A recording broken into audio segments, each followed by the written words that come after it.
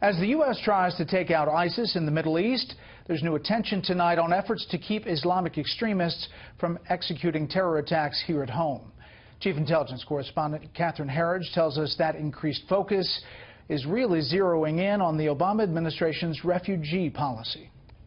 We still don't have a national strategy to combat terrorist travel.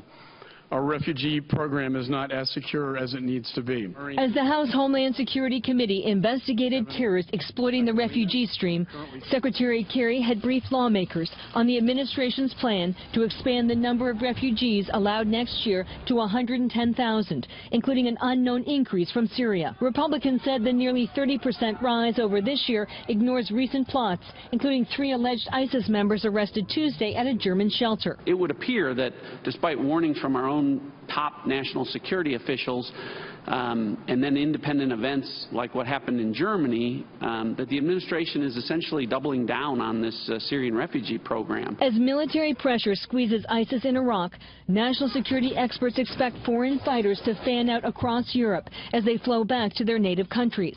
One Homeland Security official acknowledged the challenge. So it's not that we don't have perfect information on the individuals, so some of that information is destroyed. It does not mean we can't check other data sets. Homeland Security recently upgraded its forensic labs in Virginia to expand its digitized library of counterfeit identification documents, as well as its latent fingerprint section, which pulls evidence from weapons, computers, and currency. Administration officials told lawmakers the vetting process has already denied several hundred applicants, and a much larger group is on hold. Those officers who conduct those interviews are intensely trained, including, importantly, in truth detection.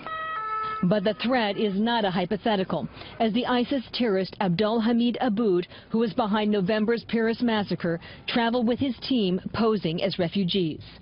We know that jihadists are looking at every route into America, from sneaking across the southwest border to flying in as tourists and as refugees.